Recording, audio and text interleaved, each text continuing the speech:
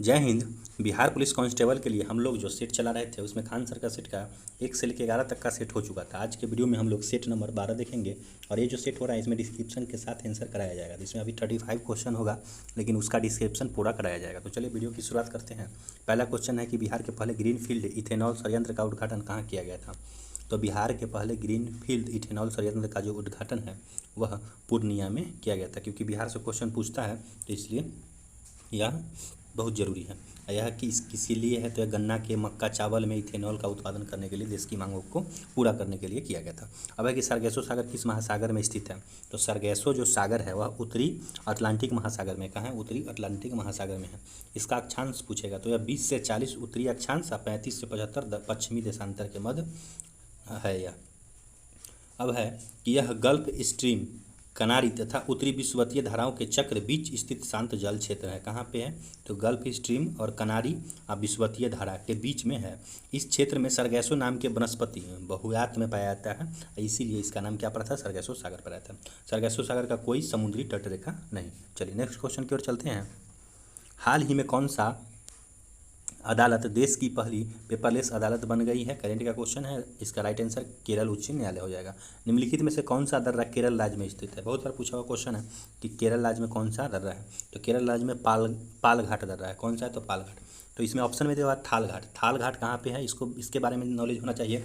तो यह नासिक को मुंबई से जोड़ती है। थाल घाट किसको जोड़ती है? तो नासिक को मुंबई से। अब है भोर घाट। तो भोर घाट क्या है? तो यह मुंबई को पुणे से जोड़ती है। उसके बाद है अभी जो था पाल घाट, यह केरल को तमिलनाडु से जोड़ती है। यह कहाँ है? यह केरल को तमिलनाडु से जोड़ती है। कौन? पाल घाट। कोची चेन्नई क्षेत्र से जोड़ता है। नेक्स्ट है सेनाकोट दर्रा। ये जो सेनाकोट दर्रा है यह क्या है?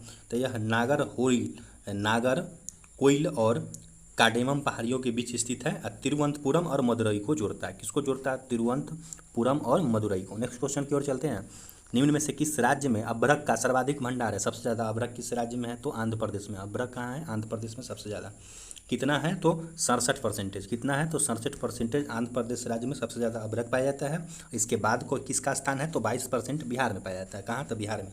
और उसके बाद राजस्थान में 8% और झारखंड में 3% पाया जाता है। भारत परतदार अभ्रक के उत्पादन में विश्व में प्रथम स्थान पर है। कौन से अभ्रक? तो परतदार अभ्रक के उत्पादन में भारत विश्व में प्रथम स्थान पर। भारत में प्रथम स्थान आंध्र प्रदेश का, सेकेंड स्थान बिहार का, याद रखिएगा। बूढ़ी गंडक नदियाँ कहाँ निकलती है? तो बूढ़ी जो गंडक नदियाँ हैं वह कहाँ निकलती है? तो वह सोमेश्वर की पहाड़ी से निकलती है। कहाँ से निकलती है? तो सोमेश्वर की पहाड़ी से निकलती है। अब है कि सोमेश्वर के पहाड़ी के किस भाग से? तो पश्चिम भाग से निकलकर पश्चिम चंपारण, पूर्वी चंपारण, मुजफ्फरपुर, समस्तीपुर, बेगूसराय जिले से बहते हुए अंत में कहाँ तक खगड़िया जिले में गंगा नदी में मिल जाती है। फिर से सुन लीजिए कि सोमेश्वर की पहाड़ी से तो निकलती है, उसके किस भाग से? तो सोमेश्वर की पहाड़ी के पश्चिम भाग से निकलकर पश्चिम चंपारण, पूर्वी चंपारण, मुजफ्फरपुर, समस्तीपुर, बेगूसराय जिले से बहते हुए अंत में खगड़िया जिले में गंगा नदी में वह मिल जाती है। अन्य नाम इसका क्या है? तो अन्य नाम इसका है सिकराना। ऊपरी भाग में आने पर इसका नाम क्या हो जाता है? तो सिकराना हो जाता है। और इसकी सहायक नदियाँ, बूढ़ी गंडक की सहायक नदियाँ मसान, बालोर, तिऊर और धनौती, याद रखिएगा। इसकी जो सहायक नदियाँ हैं मसान, बालोर, तिरुति, धनौती। चलिए नेक्स्ट है। निम्न में से किस नदी को सदा नीरा कहा जाता है? सदा नीरा, नीरा मतलब क्या होता है? जल। सदा नीरा, हमेशा उसमें जल है। तो किस नदी को कहा जाता है? तो गंडक नदी को। सदा नीरा किस नदी को कहा जाता है? गंडक नदी को। अब गंडक नदी क्या है? तो यह काली गंडक और त्रिशूल नदियों से मिलने से बनती है।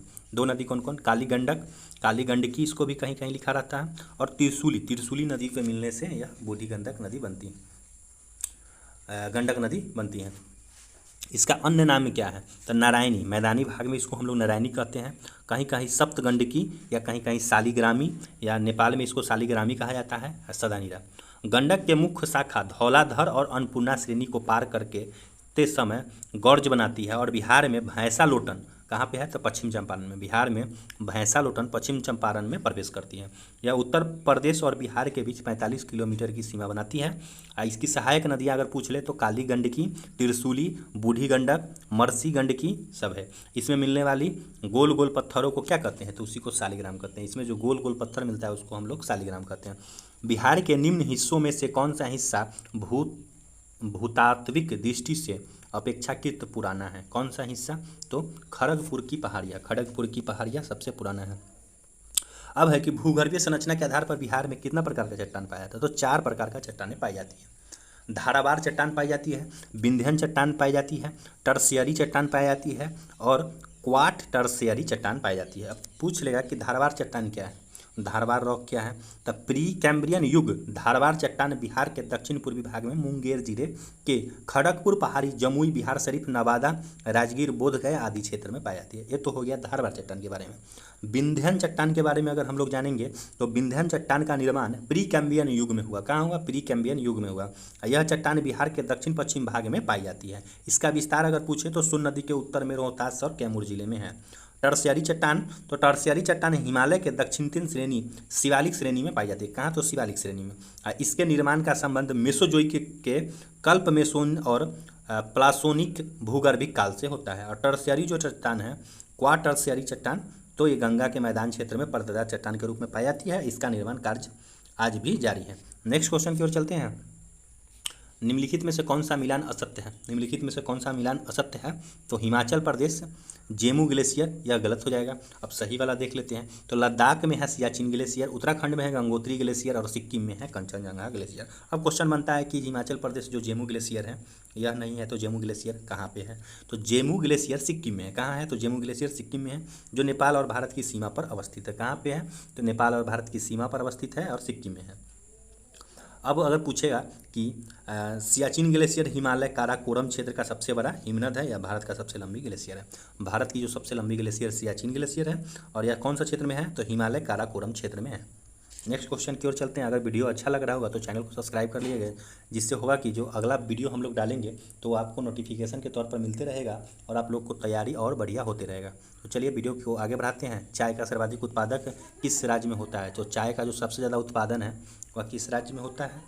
असम राज्य में होता है। कहाँ पे? असम। चाय का सबसे ज़्यादा तो असम में होता है। और कर्नाटक में क्या होता है? तो सबसे ज़्यादा कॉफ़ी होता है। पश्चिम बंगाल में सबसे ज़्यादा क्या होता है? तो जूट होता है।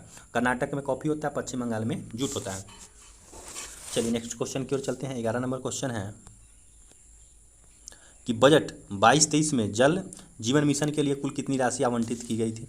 तो जल जीवन मिशन के 60,000 करोड़ रुपया आवंटित की गई थी। नेक्स्ट क्वेश्चन है कि जनगणना 2011 के अनुसार बिहार के किस जिले में सर्वाधिक जनसंख्या वृद्धि दर्ज की गई है? अभी जितना भी क्वेश्चन का जो न्यू ट्रेंड है उसमें क्या होता है कि जो जनगणना 2011 नहीं तो 2001 यही पूछ रहा है। तो इसके अनुसार 2001 वाला भी पूछ रहा है और 2011 वाला भी, तो आप लोग दोनों कर लीजिएगा। जनगणना से संबंधित 1-2 क्वेश्चन बिहार पुलिस का फेवरेट है, हमेशा पूछता है और पूछेगा। तो जनगणना 2011 के अनुसार बिहार के किस जिले में सबसे ज़्यादा जनसंख्या वृद्धि दर्ज की गई है? तो वह मधेपुरा में। कहाँ की गई है? तो मधेपुरा में। अब पूछेगा कि वृद्धि दर कितना परसेंटेज है? तो 31.12% है। और दूसरे और तीसरे स्थान पर कौन हो जाएगा? तो किशनगंज और अररिया। किशनगंज और अररिया, किशनगंज में 30.4% और अररिया में 30.2%। चलिए नेक्स्ट क्वेश्चन है कि गोगाबिल पक्षी बिहार के किस जिले में है? गोगाबिल पक्षी बिहार के किस जिले में है? तो मधेपुरा में। कहाँ पे है? तो गोगाबिल पक्षी बिहार कहाँ पे है? तो मधेपुरा में, कटिहार में। क्वेश्चन गलत हो गया, कटिहार में। गोगाबिल पक्षी बिहार कहाँ है? तो कटिहार में है। अब पूछेगा कि वाल्मीकि टाइगर रिजर्व कहाँ है? तो वाल्मीकि जो टाइगर रिजर्व है वो पश्चिम बंगाल में है। उदयपुर वन जीव अभ्यारण्य पश्चिम बंगाल में है। कुशेश्वर स्थान पक्षी अभ्यारण्य दरभंगा में है। गौतम बुद्ध वन जीव अभ्यारण्य गया में है। नागी बांध परियोजना अभ्यारण्य जमुई में है। नकटी बांध परियोजना अभ्यारण्य जमुई में है। भीम बांध वन जीव अभ्यारण्य मुंगेर में है। विक्रमशिला गांगेल डॉल्फिन अभ्यारण्य भागलपुर में है। बहुत बार पूछा क्वेश्चन है कि पंत वन जीव अभ्यारण्य कहाँ है? तो राजगीर में है। बरेला पूछ लेगा झील बिहार, बरेला झील पक्षी बिहार कहाँ है? तो वैशाली में है। बरेला झील पक्षी बिहार वैशाली में। कैमूर वन प्राणी अभ्यारण्य तो कैमूर रोहतास में। चलिए नेक्स्ट क्वेश्चन की ओर चलते हैं कि भारत के किस जलप्रपात को लोकप्रिय रूप से नियाग्रा जलप्रपात के तौर पर जाना जाता है? लोकप्रिय रूप तो किस जलप्रपात को कहेंगे? तो हम उस चित्रकूट जलप्रपात को कहेंगे, भारत के चित्रकूट जलप्रपात को। अब देखिए चित्रकूट जलप्रपात है कहाँ? तो छत्तीसगढ़ राज्य में है। कौन सा जिला? तो बस्तर जिला में है। कौन सी नदी? इंद्रावती नदी पर स्थित है। इसे भारत का नियाग्रा प्रपात के रूप में भी जाना जाता है। क्वेश्चन बना कि कौन सा राज्य में? छत्तीसगढ़ राज्य में। कौन सा जिला? तो बस्तर जिला। कौन सी नदी? इंद्रावती नदी। अब है रजत जलप्रपात। ऑप्शन बी में दिया हुआ जो रजत जलप्रपात, इसके बारे में जानते हैं। तो रजत जलप्रपात पंचमढ़ी का सबसे बड़ा जलप्रपात है। यह भारत का 30वां सबसे ऊंचा जलप्रपात है। नेक्स्ट दिया हुआ था बरकाना। बरकाना कहाँ पे है? तो बरकाना जलप्रपात कर्नाटक राज्य के सीता नदी पर स्थित है। कहाँ है? तो कर्नाटक राज्य के सीता नदी पर। कवती, कवती जो जलप्रपात है, इसको कहीं कहीं केवटी लिखा रहता है, तो कवती जलप्रपात या केवटी जलप्रपात कहाँ है? तो ये एमपी में है और महाना नदी पर स्थित है। कौन सी नदी पर? महाना नदी पर। और जो तमसा नदी की एक उपनदी है महाना नदी, उसी पे कवटी या केवटी जलप्रपात है। मगध राज्य की प्रारंभिक राजधानी कहाँ थी? मगध की जो सबसे पहले की राजधानी थी वह गिरिवज थी। कहाँ थी? मगध राज्य की प्रारंभिक राजधानी गिरिवज थी, उसको राजगृह भी कहा जाता है। कालांतर में मगध की राजधानी को पाटलिपुत्र स्थापित किया गया। अब मगध साम्राज्य का वास्तविक संस्थापक बिंबिसार को माना जाता है। मगध का सर्वप्रथम उल्लेख कहाँ है? तो अथर्ववेद में मिला है। चलिए नेक्स्ट क्वेश्चन की ओर चलते हैं। कौटिल्य के अर्थशास्त्र में किस भूमि के लिए अदेम मात्रिक शब्द का प्रयोग किया गया है? अदेव मात्रिक किस भूमि के लिए किया गया है? तो वह बिना वर्षा के भी अच्छी खेती वाली भूमि को क्या कहते थे? तो अदेम मात्रिक, बिना वर्षा के अच्छी खेती वाली भूमि को। कौटिल्य के अस्त्र शास्त्र में कृषि जुती भूमि को क्या कहते थे? आकृष्ट कहते थे। बिना जुती भूमि को स्थल, बिना जुती भूमि को एक बार और देखिए, कौटिल्य की जो अर्थशास्त्र है उसमें कृष्ट जुती भूमि को कहते थे, बिना जुती भूमि को आकृष्ट कहते थे, ऊंची भूमि को स्थल कहते थे, आदि अनेक प्रकार की भूमियों का वर्णन किया गया। अदेम मात्रिक जो भूमि है वह भूमि होती थी जिसमें बिना वर्षा की अच्छी खेती होती थी। मौर्य काल में आय का मुख्य स्रोत क्या था? तो भूमि कर था। और वह मुख्य भूमि का कितना? तो 1/6 पर 1/6 भाग था। राज्य भूमि की व्यवस्था करने वाले प्रथम अधिकारी को सीताध्यक्ष कहा जाता था। चलिए नेक्स्ट क्वेश्चन की ओर चलते हैं। 17 नंबर क्वेश्चन, ऑस्ट्रेलियाई ओपन 22 के संबंध में कौन सा कथन सही है? कौन सा कथन इसमें सही है वह बताना है। तो 2 सही है। पुरुष एकल का खिताब राफेल नडाल ने जीता और राफेल नडाल का यह 21वां खिताब था। यह दोनों सही है, बाद बाकी 3 नंबर गलत है। महिला एकल का खिताब नाओमी ओसाका ने जीता, यह गलत है। चलिए नेक्स्ट क्वेश्चन की ओर चलते हैं। ऐतिहासिक स्थल विजयनगर का वर्तमान नाम क्या है? तो विजयनगर का जो वर्तमान नाम है वह हम्पी है। क्या है? तो हम्पी है। विजयनगर का वर्तमान नाम क्या है? तो हम्पी है। इसको कहीं कहीं नावटी भी लिखा रहता है, हम्पी या नावटी। विजयनगर साम्राज्य कब से कब तक था? तो 1336 से लेकर 1646 तक। यह कौन से काल में था? तो मध्यकालीन साम्राज्य था। अब इसमें राजाओं ने 300 कितना वर्ष तक शासन किया था? तो इसके जो राजाओं थे 310 वर्ष तक राज किए थे। इसका वास्तविक नाम कर्नाटक साम्राज्य था। इसका जो वास्तविक नाम था वो कर्नाटक साम्राज्य था। इसकी स्थापना कौन किए थे? हरिहर और बुक्का नामक 2 सगे भाइयों ने की थी। हरिहर विजयनगर साम्राज्य की राजधानी थी। हम्पी उत्तरी कर्नाटक में स्थित एक शहर था। विजयनगर साम्राज्य के सबसे प्रसिद्ध राजा अगर पूछेगा तो राजा कृष्णदेव राय थे। और विजयनगर का राजवंश उनके कार्यकाल में भौवत्ता के शिकार पर पहुंच गया था, मतलब सबसे ऊपर वहीं उत्थान किया था। चलिए नेक्स्ट क्वेश्चन की ओर चलते हैं। विश्व विद्यालय आयोग की स्थापना किस वायसराय के द्वारा किया गया था? तो विश्वविद्यालय जो आयोग है उसकी स्थापना लॉर्ड कर्जन के द्वारा किया गया था। किसके द्वारा? कर्जन। कब किया गया था? तो 1901 में कर्जन ने भारत को उच्चतम शिक्षा और विश्वविद्यालय अधिकारी का एक सम्मेलन शिमला में बुलाया। कब बुलाया? 1901 में। और शिमला सम्मेलन में पारित प्रस्तावों की तीखी आलोचना से विवश होकर कर्जन ने 1902 में थॉमस रैले की अध्यक्षता में विश्वविद्यालय आयोग की स्थापना की। क्वेश्चन पूछेगा कि विश्वविद्यालय आयोग की स्थापना कर्जन ने कब की? तो 1902 में। इसका जो आयोग बुलाया कब गया था? तो 1901 में। चलिए नेक्स्ट क्वेश्चन की ओर चलते हैं। 20 नंबर क्वेश्चन है, सती प्रथा पर प्रतिबंध कब लगाया गया? बहुत इंपॉर्टेंट क्वेश्चन और बहुत ही ज़्यादा बार पूछा हुआ क्वेश्चन। इस क्वेश्चन लगता है कि कम से कम कोई भी एग्जाम आए उसमें ज़रूर पूछा जाता है। तो सती प्रथा का जो प्रतिबंध है वो कब लगाया गया था? तो 1829 ईस्वी में। ये तो पुराना हो गया। अब इसमें है कि अब क्या क्या इसमें पूछता है, तो डेट सहित पहले तो ये पूछता है कब? 4 दिसंबर 1829 को लॉर्ड विलियम बेंटिक की अगुवाई में यह हुआ था। अब इसमें कौन कौन थे? तो अगुवाई हुआ था, लेकिन इसमें राजा राममोहन राय जैसे भारतीय समाज सुधारक के प्रयास भी इसमें था शामिल। अब है कि सती प्रथा पर प्रतिबंध सबसे पहले बंगाल में लगा। कहाँ लगा? तो बंगाल में। लेकिन कालांतर में यह प्रतिबंध बम्बई और मद्रास में भी लागू हो गया। अगर सबसे पहले पूछे तो बंगाल में। कहाँ? बंगाल में। अब है कि भारतीय इतिहास की बात करें तो गुप्त काल में 510 ईस्वी के आसपास सती प्रथा के होने का प्रमाण मिलते हैं। कब? 510 ईस्वी में। महाराणा भानु प्रताप के राज्य घराने के गोप राज्य की युद्ध में मृत्यु हो जाने के बाद उनकी पत्नी ने अपने प्राण त्याग दिए थे। इसमें होता था कि अगर किसी का हस्बैंड, किसी का पति अगर मर जाता था तो उसमें उसी के साथ उस औरत को भी जला देते थे। देखिए कैसा कानून था, बहुत ही खराब था। यह प्रथा ही बहुत ही खराब था, क्योंकि एक आदमी तो मर गया और उसके साथ उसकी पत्नी को भी जलाया जाता था, वो भी जिंदा जलाया जाता था। नेक्स्ट क्वेश्चन है कि स्वराज स्वदेशी और बहिष्कार का नारा सर्वप्रथम किसने दिया। स्वराज स्वदेशी और बहिष्कार का जो नारा सबसे पहले किसने दिया, तो ये सबसे पहले बाल गंगाधर तिलक के द्वारा दिया गया था। किसके द्वारा, किनके द्वारा, तो बाल गंगाधर तिलक के द्वारा दिया गया था। उनके अनुसार क्या था यह, तो ये हमारा राष्ट्र एक वृक्ष की तरह है। क्या, तो वृक्ष की तरह, जिसकी मूल तना स्वराज है और स्वदेशी तथा बहिष्कार आदि उसकी शाखाएं हैं। तना उसका स्वराज हो गया और स्वदेशी या बहिष्कार आदि उसकी शाखाएं हैं। निम्न में से किसने इंकलाब जिंदाबाद का नारा दिया था। इंकलाब जिंदाबाद की नारा बहुत ही महत्वपूर्ण क्वेश्चन, यह किसके द्वारा दिया गया था, तो यह भगत सिंह के द्वारा दिया गया था। बहुत ही महान आदमी भगत सिंह के द्वारा यह दिया गया था। 8 अप्रैल 1829 को भगत सिंह और बटुकेश्वर दत्त ने दिल्ली स्थित केंद्रीय विधानसभा में बम फेंका था, वो भी खाली बेंचों पर फेंका था।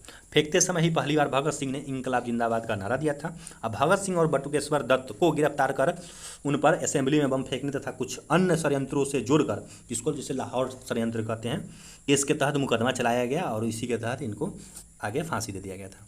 चलिए नेक्स्ट क्वेश्चन है कि निम्नलिखित में से भारतीय क्रांति की माँ किसे कहा जाता है। भारतीय क्रांति की जो माँ है वो मैडम भीखाजी रुस्तम कामा, भीखाजी रुस्तम कामा को कहा जाता है। कहीं कहीं शॉर्ट में मैडम कामा भी लिखा रहता है। उन्होंने क्या किए थे, तो यूरोप और अमेरिका से क्रांति का संचालन किए। वर्ष 1907 में इन्होंने स्टुगार्ड जो कि जर्मनी में है अंतर्राष्ट्रीय समाजवादी कांग्रेस में भाग लिया, जहां उन्होंने पहली बार भारतीय राष्ट्रीय झंडे को फहराया। क्वेश्चन पूछेगा कि भारतीय राष्ट्रीय झंडे को सबसे पहले किसने फहराया था, तो मैडम भीखाजी कामा। कहाँ, तो स्टुगार्ड में। कहाँ, तो स्टुगार्ड में कहाँ है, तो जर्मनी में है। क्या हो रहा था, तो कांग्रेस का ये सम्मेलन हो रहा था।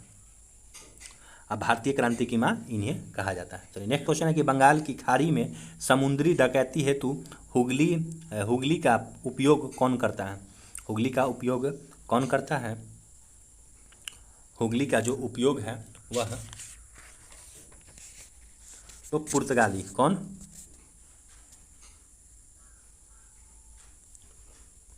तो कौन करता था, तो यह पुर्तगाली करता था। अब देखते हैं क्या है पहले, तो पुर्तगाली द्वारा बंगाल की खाड़ी में चोरों के लिए आधार के रूप में हुगली का उपयोग किया गया था। हुगली पश्चिम बंगाल में आर्थिक रूप से विकसित जिले में से एक था। हुगली उद्योग और कृषि दोनों में अच्छी स्थिति में था। 16वीं और 17वीं शताब्दी के दौरान हुगली को बसने वाले पुर्तगाली और पुर्तगाली व्यापारियों द्वारा नियंत्रित किया गया था। पुर्तगाली व्यापारी सीमा शुल्क देने से पहले के लिए बंगाल की खाड़ी को हुगली की ओर रवाना होते थे और इस क्षेत्र में समुद्री डकैती करते थे। हुगली क्या था, तो डकैत वहाँ पुर्तगाली जो था वह वहाँ उसी जगह रहता था। अमृतसर की संधि 1809 में किनके बीच हुआ। अमृतसर की संधि 1809 में किनके बीच हुआ, तो पहले तो ये डेट सही तब पूछता है। तो अमृतसर की जो संधि है कब हुआ, तो 25 अप्रैल 1809 ईस्वी को। किसके बीच हुआ, रंजीत सिंह, महाराणा रंजीत सिंह और ईस्ट इंडिया कंपनी के बीच हुआ।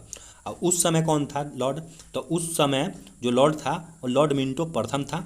अब भारत का अगर गवर्नर जनरल भी वही था। अब है कि अमृतसर की जो संधि थी वह चार्ल्स टी मेटकॉफ जो ब्रिटिश ईस्ट इंडिया कंपनी का प्रतिनिधित्व करता था और पंजाब के सिख राज्य के प्रमुख कौन थे, तो रंजीत सिंह के बीच समझौता हुआ था। कौन, अमृतसर की संधि। तो हमारा जो राइट आंसर हो जाएगा वह भी हो जाएगा, रंजीत सिंह और चार्ल्स मेटकॉफ के बीच हुआ था। अब हम मिलान करने वाला क्वेश्चन 26 में क्या है, तो मिलान करना है।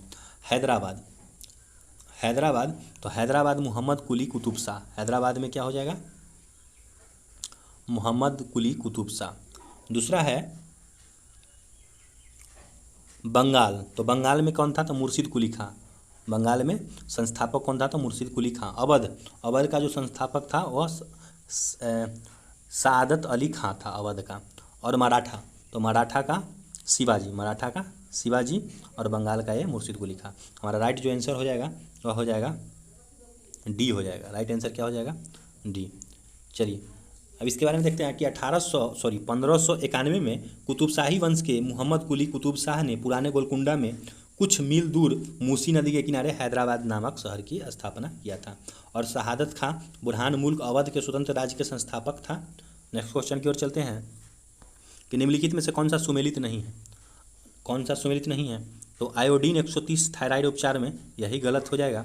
कोबाल्ट 60 तो पता ही होगा कैंसर उपचार में होता है। और फास्फोरस 32 ल्यूकेमिया चिकित्सन में होता है। सोडियम 24 रक्त प्रवाह को पता लगाने में होता है। अब है कि कोबाल्ट 60 क्या होता है, किसमें, कैंसर का। आर्सेनिक 74 अगर पूछेगा तो यह होता है ट्यूमर की पहचान में। सोडियम 24 तो ये रक्त अतिक्रमण में। और फास्फोरस 32 तो ये हो जाता है रक्त कैंसर का उपचार में, जिसको ल्यूकेमिया भी कहते हैं। अब आयोडीन 123 तो यह कुछ नहीं होता है। आयोडीन 123 क्या होता है, तो रेडियो सक्रिय समस्थानिक है। और इसका उपयोग अगर पूछेगा तो मस्तिष्क प्रतिबिंबन में होता है। इसका जो उपयोग होता है मस्तिष्क प्रतिबिंबन में। अब अगर पूछ लेगा कि जो थायराइड के उपचार में कौन सा होगा, तो आयोडीन 131 होता है। 131 थायराइड उपचार में आयोडीन 131 का प्रयोग किया जाता है। मक्का का सर्वाधिक उत्पादक देश, सबसे ज़्यादा जो मक्का होता है वह अमेरिका में होता है। सबसे ज़्यादा मक्का अमेरिका में। और उसके बाद अगर पूछेगा तो चाइना, उसके बाद ब्राज़ील। China Brazil. जलवायु परिवर्तन सूचकांक 2022 में भारत का स्थान रैंक, 2022 में जो रैंक था वो 10वां था। उतना इंपॉर्टेंट क्वेश्चन नहीं है। नेक्स्ट क्वेश्चन की ओर चलते हैं। किस पिंड का भार सबसे अधिक होगा? किस पिंड का भार जो सबसे ज़्यादा होगा तो वह हो जाएगा कि किसी अगर पिंड है तो उसका सबसे ज़्यादा ध्रुवों पर हो जाएगा। कहाँ हो जाएगा, तो ध्रुवों पर, क्योंकि गुरुत्वीय त्वरण का मान भूमध्य रेखा पर सबसे कम और ध्रुवों पर सबसे अधिक होता है, इसलिए उसका भार सबसे ज़्यादा वहीं होगा। क्योंकि पिंड का भार को क्या कहते हैं, तो द्रव्यमान और गुरुत्वीय त्वरण के गुणनफल के बराबर होता है। अतः किसी पिंड का भार भूमध्य रेखा पर न्यूनतम और ध्रुवों पर अधिकतम होगा। टमाटर में लाल रंग, टमाटर बहुत ही महत्वपूर्ण क्वेश्चन, बहुत ही महत्वपूर्ण फल। सब्जी में आता है टमाटर, लेकिन बहुत ज़्यादा महंगा था। टमाटर में लाल रंग का कारण है, तो टमाटर में जो लाल रंग का कारण है वह लाइकोपीन है। क्या है, लाइकोपीन है। लाल रंग को पी गया इसलिए इसका रंग लाल हो गया, तो लाइकोपीन याद रखिएगा। टमाटर का लाल रंग लाइकोपीन। टमाटर का लाल रंग लाइकोपीन नामक वर्णन के कारण होता है, जो कि एक कैरोटीन ही है। अब पूछ लेगा कि गाजर का रंग लाल, तो गाजर में कैरोटीन, गाजर में क्या है, तो कैरोटीन के कारण होता है। और उसके बाद है कि कैप्सेथीन की उपस्थिति के कारण मिर्च का रंग लाल होता है। मिर्च में जो लाल होता है वो कैप्सेथीन होता है, कैप्सेथीन। हल्दी का पीला रंग कुरकुमीन के कारण होता है। हल्दी में जो पीला रंग होता है कुरकुमीन के कारण, कैप्सेसिन के कारण क्या होता है, तो मिर्ची में। और गाजर का जो लाल रंग होता है वह कैरोटीन के कारण। निम्नलिखित में से किस प्रकाश में उच्चतम ऊर्जा होती है? किस प्रकाश में उच्चतम ऊर्जा होती है, तो नीला प्रकाश में उच्चतम ऊर्जा होती है। नीला प्रकाश में उच्चतम ऊर्जा होती है। अब है कि किसी तरंग की ऊर्जा उसके तरंगदैर्घ्य के व्युत्क्रमानुपाती होता है। अब विकल्प के अनुसार नीले रंग का तरंगदैर्घ्य न्यूनतम, लाल रंग का तरंगदैर्घ्य अधिकतम, इसीलिए नीले रंग का ऊर्जा उच्चतम, लाल रंग का निम्नतम होगा। नेक्स्ट क्वेश्चन है कि डॉक्टरों द्वारा आँख, नाक एवं गले के निरीक्षण में किस दर्पण का प्रयोग किया जाता है, तो वह अवतल दर्पण का प्रयोग किया जाता है। अवतल दर्पण द्वारा बना प्रतिबिंब साइज में बिंब से बड़ा या छोटा हो सकता है। प्रतिबिंब वास्तविक अथवा आभासी हो जाता है। डॉक्टरों द्वारा आँख, कान, नाक एवं गले के निरीक्षण अवतल दर्पण से किया जाता है। नेक्स्ट है कि जैविक खाद में क्या लाभ होता है, तो जैविक खाद में एक प्राकृतिक पदार्थ है, इसमें निम्न लाभ होता है। इसमें क्या क्या लाभ होगा, तो इसमें मिट्टी की जल धारण क्षमता सबसे अधिक होगी। इसमें मिट्टी भुरभुरी तथा संरंध्र हो जाती है। इससे मित्र जीवाणुओं की संख्या में वृद्धि होती है। जो केचुआ होता है उसकी जनसंख्या बढ़ जाता है, मिट्टी का गठन सुधर जाता है। तो नेक्स्ट है कि निम्नलिखित में से कौन सा प्रथम पूर्ण रूप से संश्लेषित रेशा है, तो पूर्ण रूप से संश्लेषित रेशा नायलॉन है। और नायलॉन क्या है, तो एक मानव निर्मित रेशा है। इसका निर्माण कहाँ होता है, तो कोयला और जलवायु से किया जाता है। यह प्रथम पूर्ण रूप से संश्लेषित रेशा है। तो चलिए यहाँ पे हमारा 35 क्वेश्चन कंप्लीट हो गया। पीछे का 1 से 11 तक का अगर आप वीडियो देखना चाहते हैं तो लिंक डिस्क्रिप्शन में दिया रहेगा प्लेलिस्ट का, उसमें जाके आप देख सकते हैं। और अगर आप लोगों को वीडियो अच्छा लगा होगा तो चैनल को सब्सक्राइब करके जाइएगा, क्योंकि आप लोग भूल जाते हैं सब्सक्राइब करना, जिससे नेक्स्ट जो वीडियो हम डालेंगे उसका नोटिफिकेशन आपको प्रॉपर रूप से नहीं मिलेगा। तो आप लोग वीडियो को लाइक कर दीजिए और चैनल को सब्सक्राइब कर लीजिए और दोस्तों में भी शेयर कीजिए। वीडियो देखने के लिए बहुत बहुत धन्यवाद।